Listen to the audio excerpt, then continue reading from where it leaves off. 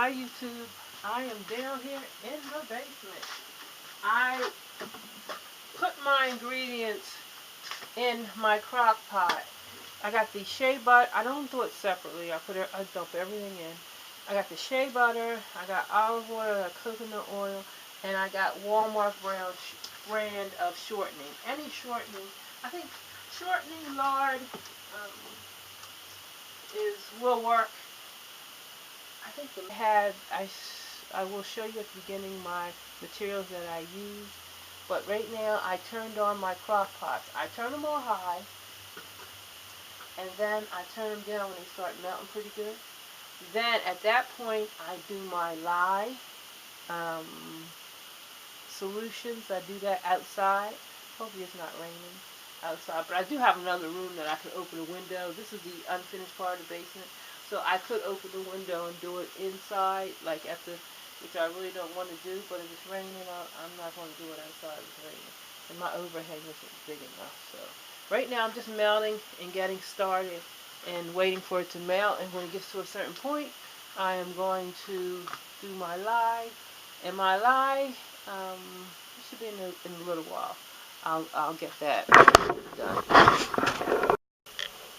My oil started looking like this, and they got up to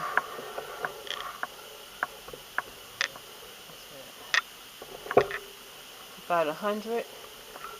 So I just turned them off for a little bit. I think that's a little hotter. I think one of them got up. But I turned them off and letting them cool down a little bit while I do the lye, and then I'm going to start them up again because I don't want the oil too hot. Once you get the oil too hot, it's very hard to I had to come up into my kitchen to do the lye because it's raining. You can hear the rain. It's pouring outside, and I just didn't want to deal with it. But when I do that, I make sure I have a fan that goes in exhaust, and I make sure the exhaust fan is on. And I keep my lye. I put it all together, so I don't have to. I don't have to kind of take one at a time, and it's easier to do. And I have these type of containers that I got from Boomerangs. So what I'm going to do now, let me put on my gloves. I'm getting ready to do my lye mixture. I have my gloves. I don't put any other protective things on. Gloves to me, but you should do, eyewear and all that stuff. But my container, and I'm getting one of my bags of lye that I did last night, and I am going to use distilled water. Only use distilled water because impurities. Lye will show impurities in your water. It's best to use distilled. I have used water from my humidifier before, and it came out, good. But I haven't been running the humidifier, so I don't have that. So I got it from Walmart.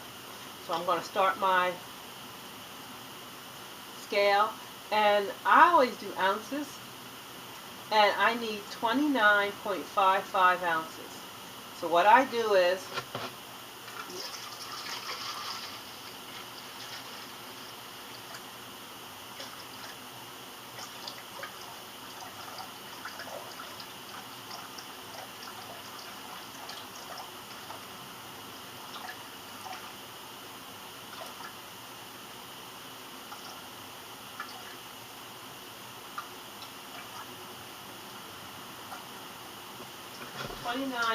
.5 ounces.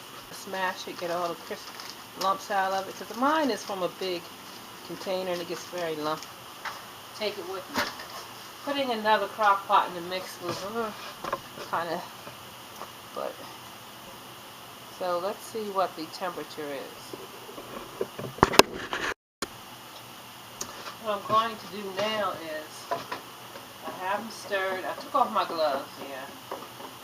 It's just the crystals that I kind of worry about. I have them stirred. I don't really. And I'm going to put the,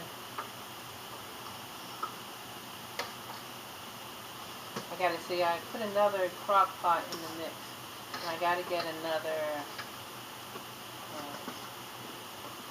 thermometer.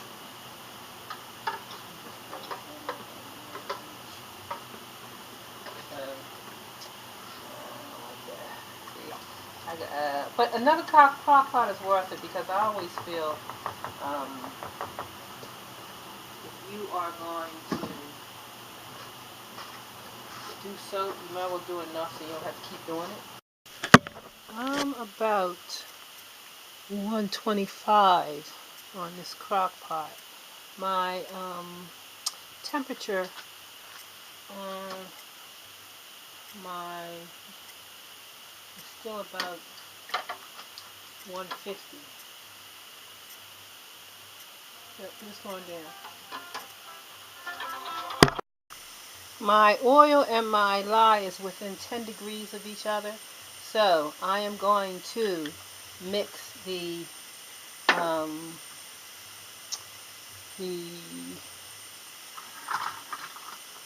lye with the oil. So I'm going to do this.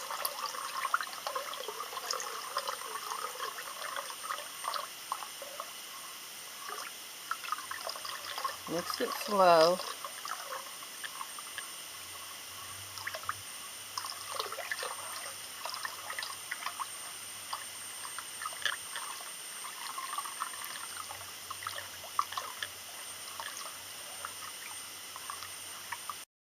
When I add the oil, the lye to the oil, I let it sit for like 10-15 minutes. I don't even do anything to it. And then I kind of prep my molds and see what molds I'm using, and I always have extra molds. Sometimes I'm experimenting with a recipe and I have a small mold just for that, just in case it doesn't come out. So I did put it in, like use my hand mixer once. Then I let it sit, and right now it's at trace. How do you know it's at trace? Well, it's a light trace. It's not that much of a trace, but it's a light trace. It's thickening up.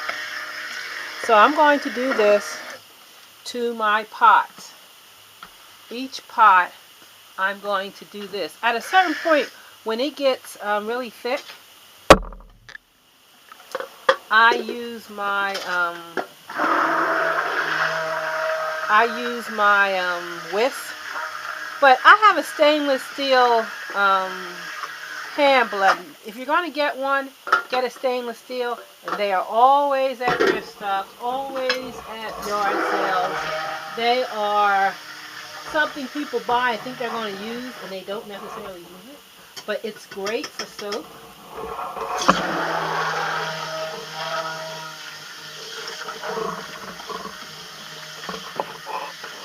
Now here's the thing. Here's the thing. You have got to be around once it hits this point because it's going to bubble up. And as you can see, let me let you see this one. As you can see, I don't have too much space.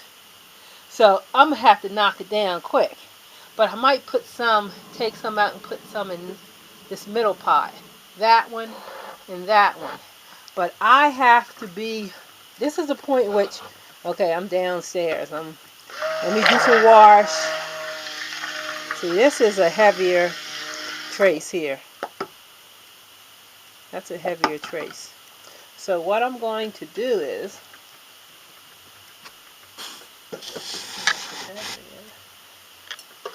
I'm going to get my whisk out. And when I knock it down, when it boils up, I use my big whisk. I love this whisk. I don't know why I got this whisk. Did I get it for soap, or was it one of those things that I got and didn't use and just kind of... But if you can get a big whisk, maybe it's a restaurant quality whisk they call it. I don't know. But if you can get a big whisk, get it. Oh, all these soaps are doing really nice.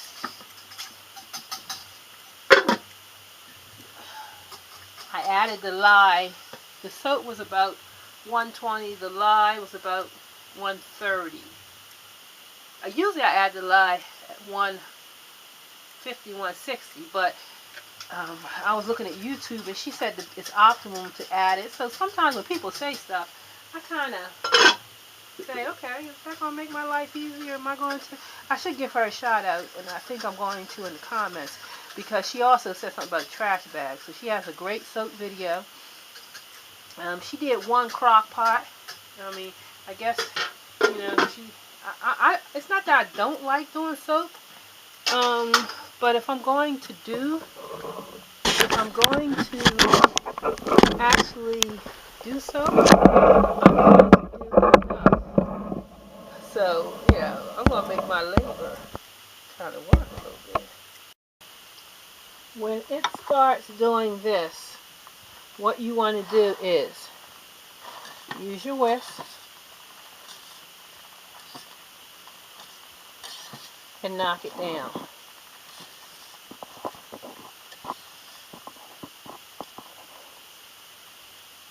Because it will rise and rise, and if you don't knock it down, and you will have a mess. I had 5 crock pots, and I had water in this one. I took the water out and put some of the soap in here because some of them were a little too high and I was a little nervous. So these two are new, so I wasn't quite sure to mention, you know, how much they could hold. But always I do an extra crock pot just in case I need to take some out or whatever. This one is where it should be. It's like potatoes, mashed potatoes. But this one is a little behind. And when you're doing soap, you're going to have a few that are behind. I think I forgot when I turned this one, the temperature was getting hot and I turned it off, and maybe I didn't turn it back on enough time. I don't know. But it's still, this is a little behind the process, but it's getting there. It's in trace, heavy trace. So it will be moving along with the rest of the crock pot. But this one is pretty much done. But I do cook my soap long, pretty much. I think longer than most people cook it. So this one is getting translucent too. What you want to do now is get your spatula. Is it a spatula? I think it is. And I got one that says safe to 450 degrees, but I got this from off a thrift store. I mean, but I didn't know they had one that would say safe to a certain degrees. But this is a good one because another one I had kind of melted. It was too hot for it. So this one is about 160, which is good enough for me to add my scent and my oatmeal. Now usually I don't measure oatmeal, but I don't really feel like doing any more oatmeal. So I'm gonna give it some measurements here. This is a 2 tablespoons. I'm gonna put 4 tablespoons in each crock pot. Hopefully I think I have enough. I'll do some more if I need to. I'm going to put it in. I already grounded it up.